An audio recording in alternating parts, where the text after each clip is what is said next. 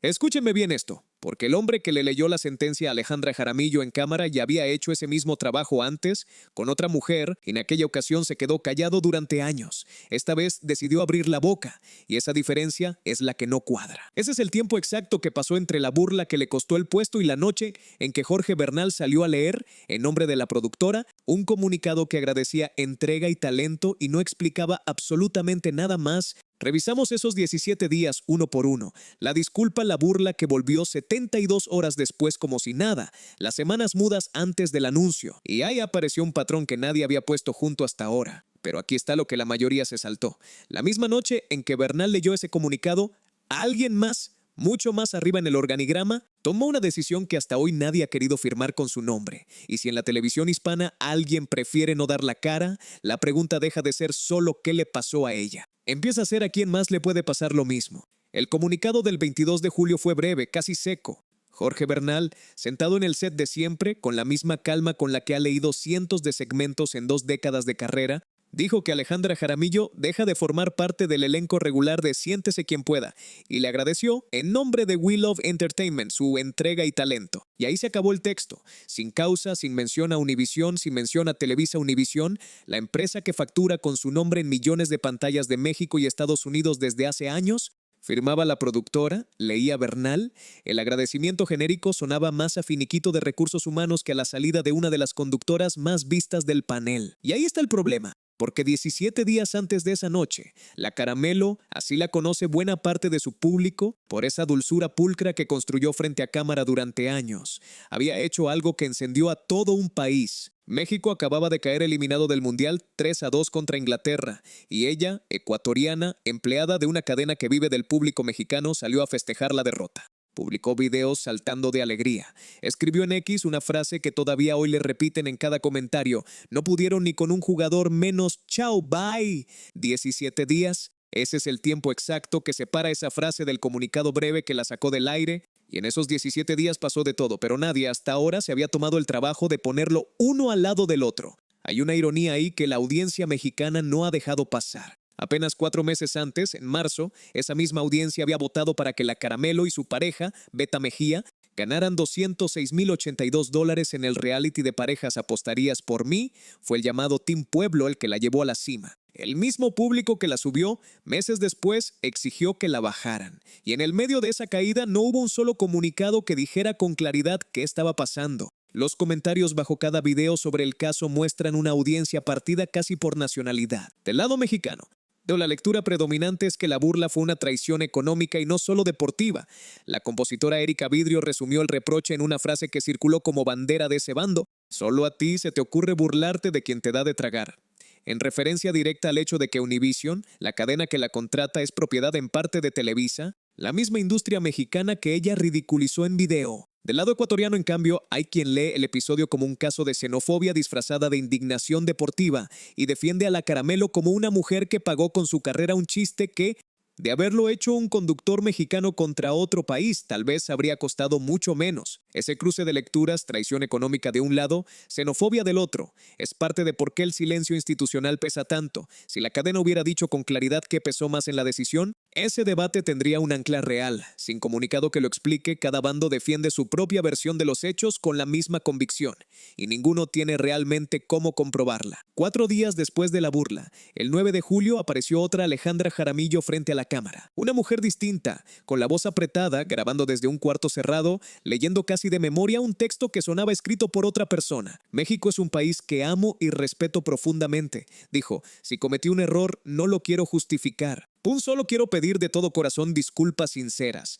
4 minutos de disculpa institucional coordinada, según se supo después, por la propia cadena para calmar a los anunciantes que ya estaban llamando. Funcionó por lo pronto. La indignación bajó un par de rayitas, pero 72 horas más tarde, la Caramelo volvió a las redes con una imagen generada por inteligencia artificial, no una foto real, una imagen armada con IA, en la que aparecía junto a Erling Haaland vestido de Noruega y Jude Bellingham vestido de Inglaterra. El texto decía, mis amiguitos pasaron por mi casa visitándome antes del partido, adivinen a quién le voy hoy, no les voy a decir para no salar el partido. La misma broma, la misma burla que había motivado la disculpa de 4 días antes, ahora disfrazada de chiste inofensivo entre amigos del deporte. Ahí fue cuando buena parte de la audiencia mexicana entendió que la disculpa había sido como mínimo una jugada de conveniencia. Y ahí también, aunque nadie lo notó todavía, empezó el verdadero silencio, porque después del desacato del 12 de julio, Alejandra Jaramillo desapareció de la pantalla. No hubo comunicado. No hubo explicación, nada de está de vacaciones ni está enferma, simplemente dejó de aparecer y el programa siguió grabando como si nunca hubiera existido. 10 días así, sin una sola palabra oficial, ni de la productora, ni del programa, ni de la cadena que la contrató, ni de nadie con nombre y apellido dispuesto a decir qué estaba pasando detrás de cámaras. Y entonces, la noche del 22 de julio, llegó el comunicado breve, el que leyó Jorge Bernal, el vocero de siempre, el que no explicó nada. Jaramillo respondió el mismo día con su propio video. Agradeció el apoyo recibido, dijo que tuvo que guardar silencio. Ratificó que sus disculpas del 9 de julio nacieron del corazón y no fueron impuestas. Aunque ese silencio de 10 días sí lo describió como algo obligado por pasos y directrices corporativas. Dos frases que puestas juntas no terminan de cerrar. Si la disculpa fue genuina, ¿por qué necesitó pasos y directrices para sostenerla en silencio los días siguientes? Ese patrón, ceder en público para salvar el contrato y a los pocos días reactivar en privado la misma provocación, no es nuevo en la Caramelo. Y quien haya seguido su carrera lo reconoce de memoria. Nunca alza la voz ni usa palabras altisonantes. Mantiene, incluso en medio del escándalo, la misma sonrisa conciliadora que la hizo querible durante años. Pero esa pulcritud funciona como señal para su núcleo más leal en redes, la que sus seguidores llaman la marea caramelo, que en sí sabe encender campañas de acoso digital contra sus críticos mientras ella se deslinda hablando de amor y paz. El desacato del 12 de julio encaja exactamente en ese molde. La disculpa institucional cumple el guión corporativo hacia afuera, mientras el gesto privado, el chiste con la imagen de Haaland y Bellingham, sostiene la complicidad con el público que de verdad la sigue. El problema esta vez es que ese mismo patrón terminó costándole el puesto. Aquí conviene detenerse en Bernal, porque su presencia frente a esa cámara no es un dato menor. Es el mismo hombre que el 29 de julio de 2020 leyó en vivo como vocero corporativo de Telemundo el comunicado de salida de su amiga cercana Carolina Sandoval, la venenosa. Aquella vez se quedó callado durante años. Solo después, ya sin contrato con Telemundo y sin nada que perder, admitió en entrevistas que el texto que había leído era vacío, que no reflejaba lo que realmente pasó. Preguntó y que entendía perfectamente que lo llamaran desleal por haberlo leído sin matices. El vocero que leyó la sentencia de su amiga volvió a estar 6 años después frente a otra cámara leyendo otra sentencia con la misma cara tranquila. Pero esta vez algo cambió. El 3 de agosto, apenas unos días atrás, Bernal rompió su propio patrón. Salió a defender públicamente a la Caramelo en el mismo tipo de terreno corporativo que en 2020 lo hundió frente a la audiencia mexicana. La última vez que opinó sobre la salida ajena de alguien cayó durante años. Esta vez no cayó ni una semana. Y no es que Bernal sea, de un lado o del otro, el villano completo de esta historia. Tiene 2 décadas de carrera construidas sobre la lealtad corporativa, un matrimonio sólido, una imagen pública de padre de familia que la audiencia respeta. Pero es justamente ese hombre disciplinado, ese profesional que sabe leer un comunicado sin pestañear, el que decidió esta vez salirse del guión. ¿Y eso? En un negocio donde nadie se sale del guión sin motivo, vale la pena preguntarse por qué. Bernal no llegó a ese comunicado como un ejecutivo cualquiera. Nació en La Habana en 1975, emigró a Estados Unidos de niño durante el éxodo del Mariel y construyó 2 décadas de carrera en Telemundo hasta convertirse, desde 2013, en el conductor titular de Suelta la Sopa y La Voz Kids. En paralelo construyó con su esposa Carla Birbrager la imagen del esposo y padre de familia dedicado, una boda civil en 2014, 2 hijos, contenido doméstico que durante años funcionó como escudo frente a cualquier crítica profesional. Ese mismo hombre, 2 décadas leal a una cadena, es el que en 2020 leyó sin pestañear la salida de su amiga Carolina Sandoval, y el que en 2023, ya sin ese contrato, empezó a calificar de ridículos e idiotas a los ejecutivos que prohíben mencionar a canales rivales, las mismas reglas que él acató en silencio durante casi 10 años. Es un patrón documentado. La crítica al poder corporativo solo llega cuando ese poder ya no puede afectarlo. Por eso su defensa pública de Jaramillo, apenas unos días atrás, resulta tan fuera de libreto. Bernal todavía trabaja dentro del mismo ecosistema de Televisa Univisión. Todavía depende de esa cadena para su presencia en pantalla. Y aún así, esta vez decidió hablar antes de que el contrato terminara. ¿Por qué? Esa es la pregunta que todavía no tiene respuesta. Y por eso conviene mirar quién más se metió en esta historia entre el 22 y el 31 de julio. porque mientras Bernal leía comunicados neutros y Jaramillo grababa videos ratificando su disculpa, un tercer personaje decidió que tenía algo que decir, el periodista Gustavo Adolfo Infante. El 24 y 25 de julio, Infante publicó un video en Instagram opinando sobre la salida de la Caramelo. Dijo que toda acción tiene consecuencias. Dijo que le parecía excesivo que la sacaran, pero que hoy por hoy la televisión mexicana no la recibiría de la misma manera, y le recomendó, de paso, que buscara trabajo en Ecuador. Un día o dos después, según reportó SDP Noticias, añadió otra pieza al rompecabezas. Dijo que la salida en realidad respondió a una caída de rating del programa, no solo a la polémica mundialista. Una versión propia, suya, nunca confirmada por Univisión y por Televisa Univisión, pero que empezó a circular como si fuera un dato verificado. El comunicador tiene, como pocos en el medio, esa autoridad prestada de quien lleva años opinando sobre cualquier escándalo del espectáculo hispano. Habla como si tuviera una fuente adentro de cada cadena, aunque casi nunca la nombre. Aquí es donde el comunicador se convirtió, sin saberlo todavía, en parte de la historia que estaba narrando, porque el mismo 26 de julio, el mismo día en que la vetaba en público, le escribió en privado un mensaje con un enlace invitándola a una entrevista en su propio programa. Un hombre que la condena en cámara y la corteja en privado. Beta Mejía, pareja de Jaramillo desde hace 3 años y socio de su marca comercial conjunta, fue quien expuso la contradicción con una captura de pantalla. Hasta ese momento, el novio de Alejandra Jaramillo había mantenido silencio absoluto durante toda la crisis.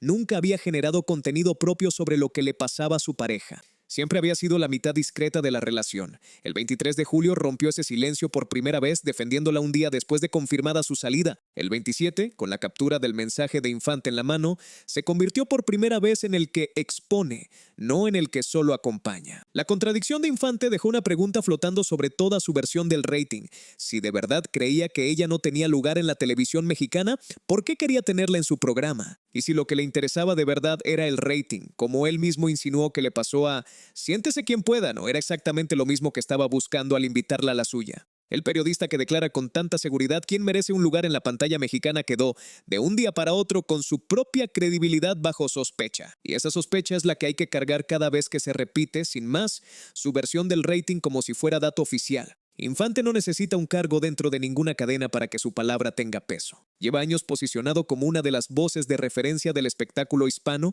y esa trayectoria funciona en la práctica como una credencial que nadie firmó, pero todos reconocen. Cuando dice que hoy por hoy la televisión mexicana no la recibiría de la misma manera, no cita una fuente dentro de ninguna cadena. No menciona un contrato cancelado ni una negociación caída. Opina con la autoridad que le da haber opinado durante años sobre casos parecidos. Esa autoridad prestada es poderosa precisamente porque no se puede verificar ni desmentir con un documento. Y es la misma autoridad que quedó tocada el 27 de julio cuando Beta Mejía mostró que, mientras la vetaba en cámara, la cortejaba en privado. Con esas dos piezas sobre la mesa, el comunicado que no explica nada y el periodista con doble discurso, la historia debería haberse cerrado ahí, en un empate de versiones sin confirmar. Pero el 8 de agosto apareció una tercera pieza, un video de la competencia, del comunicador Javier Seriani, y que promete contar la verdadera historia detrás de la reunión que decidió la salida de la Caramelo, y que él mismo describe como algo más expansivo de lo que pensamos, capaz de dejar punto en sus palabras, más títeres dañados de lo que imaginábamos. Conviene ser precisos aquí, porque lo que cuenta Seriani todavía no tiene una sola fuente que lo respalde fuera de su propio relato. Según su versión, hubo una junta privada en un piso ejecutivo de Miami, en la zona de Doral, a la que fue citado Carlos Mesbert, el responsable de la productora We Love Entertainment, junto con una abogada de Univisión y ejecutivos de la cadena y de Televisa. En esa reunión, siempre según Seriani, la postura de los directivos habría sido de indiferencia total, que a ellos no les afectaba en nada mantener a Jaramillo en pantalla, que no era un tema que les preocupara desde Miami ni desde México, y que la decisión final de sacarla habría sido de Mesbert, no de la cadena. Si esto fuera cierto, cambiaría por completo la lectura del caso. La responsabilidad ya no sería de Univisión ni de Televisa, sino de la productora que la contrató directamente. Pero es exactamente eso. Si fuera cierto, nadie más lo ha confirmado. Ni Univision, ni Televisa Univision, ni We Love Entertainment, ni la propia Jaramillo han salido a corroborar o desmentir ese relato. Es la versión de un solo comunicador, contada con la seguridad de quien estuvo ahí, pero sin un solo documento, grabación o testigo adicional que la respalde desde afuera. Seriani agrega, además, un dato que no es un hecho comprobado, sino su propia reflexión sobre el caso.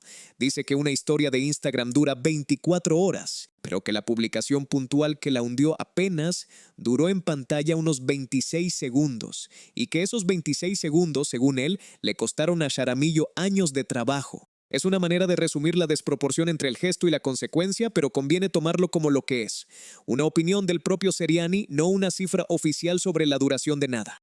En su propio video, Seriani no se limita a narrar la reunión que dice haber reconstruido, la enmarca como algo mucho más grande que la salida de una conductora. La describe como un jaque mate a la empresa y a la productora que la representa, y llega a decir que la historia deja más títeres dañados de lo que imaginábamos, incluyendo, según su relato, la posición incómoda en la que quedó el propio Bernal al opinar públicamente pese a la orden ejecutiva, siempre según Seriani, de no hablar del tema. Seriani también señala una contradicción que, real o no, en los términos exactos que él plantea, que resuena con la propia audiencia, que las mismas cadenas hispanas que en Estados Unidos denuncian censura política contra sus noticieros, han sacado del aire a una conductora por un comentario polémico. Es un señalamiento interesante, pero conviene tratarlo como lo que es dentro de su relato, una lectura personal del comunicador sobre el episodio, construida sobre una reunión que él mismo admite reconstruir de memoria, no sobre un documento verificable. Y conviene recordar, porque el caso Jaramillo ya tiene su propio historial de desinformación, que no es la primera vez que circula una teoría sobre quién estuvo detrás de su salida. Entre el 8 y el 10 de julio se viralizó un video que aseguraba que la propia presidenta de México, Claudia Sheinbaum,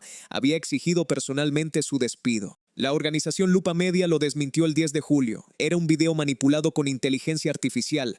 La presidenta nunca dijo nada de eso, y la teoría completa era falsa desde su origen. Si algo deja claro ese episodio es cuánta gente, dentro y fuera de México, quiere ponerle nombre y apellido a la decisión, aunque tenga que inventarlo. Entonces, ¿qué es lo que sí se puede afirmar con los pies en la tierra? Que hubo una campaña masiva de rechazo desde el 5 de julio exigiendo su salida, documentada en redes y en prensa con presión real sobre anunciantes y sobre la cadena. Que Gustavo Adolfo Infante ofreció su propia versión sobre la caída de rating sin que la cadena la confirmara jamás. Que el comunicado real, el que sí existe, el que sí se puede citar palabra por palabra, lo firmó la productora y no mencionó a Univisión ni a Televisa Univisión. Y que 17 días después de una burla que debería haber tardado una semana en resolverse de un modo o de otro, la salida de Alejandra Jaramillo se resolvió con un comunicado de apenas un par de frases y ni una sola palabra sobre quién tomó realmente la decisión. Puestos uno al lado del otro, esos 17 días no cuentan la historia de un despido repentino.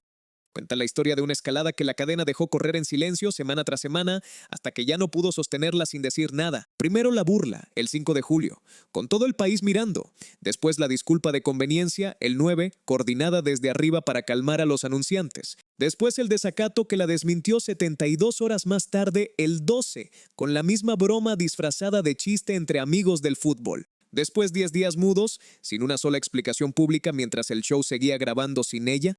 Y al final, el 22 de julio, un comunicado breve que agradece entrega y talento como quien cierra un expediente sin abrirlo del todo. Nadie, en ninguno de esos 17 días, dijo con todas sus letras quién tomó la decisión. El público culpó a la audiencia mexicana y a su propia indignación acumulada. Infante ofreció el rating como excusa técnica, sin que nadie de la cadena lo respaldara. Un video falso intentó culpar al gobierno de México y quedó desmentido en 48 horas. Y ahora Seriani ofrece una reunión en Miami que, si algún día se confirma, movería la responsabilidad de la cadena hacia la productora que firmó el comunicado. Pero lo único que existe con nombre y firma es un texto de apenas un par de frases que no explica nada, leído por el mismo hombre que en 2020 leyó otro comunicado igual de vacío para otra mujer, y que esta vez, por alguna razón que todavía nadie ha explicado del todo, decidió romper su silencio y ponerse del lado de la persona a la que un día tuvo que despedir sin dar la cara por ella. Queda, eso sí, una pregunta que ninguno de los protagonistas de esta historia ha respondido todavía. Si Bernal, disciplinado durante 2 décadas, decidió salirse del libreto para defenderla, si Infante, con toda su autoridad prestada, terminó contradicho por sus propios mensajes privados, si la cadena entera prefirió que un comunicado breve hablara por ella en lugar de dar la cara con nombre propio, entonces la pregunta ya no es solo qué le pasó a Alejandra Jaramillo, es qué tan fácil resulta en la televisión hispana tomar una decisión que le cambia la vida a alguien y no firmarla con nadie. Y ya que estamos hablando de alguien que calla en público mientras carga con algo mucho más grande de lo que parece, tienen que ver lo que le pasó a Galilea Montijo. Ella también aguantó semanas de burla nacional sonriendo en cámara, sin contarle a nadie lo que de verdad traía encima. Ahí les dejo la tarjeta, arriba a la derecha, para que entiendan por qué se quedó callada tanto tiempo. Y a ustedes les toca decidir con el caso de hoy. ¿La sacaron de Univisión por la presión del público? ¿O fue una decisión de negocios que se maquilló de reacción para no quedar mal con nadie? Escriban en los comentarios Team Público si creen lo primero, Team Cadena si creen lo segundo. Yo ya elegí bando y se los cuento en el próximo video.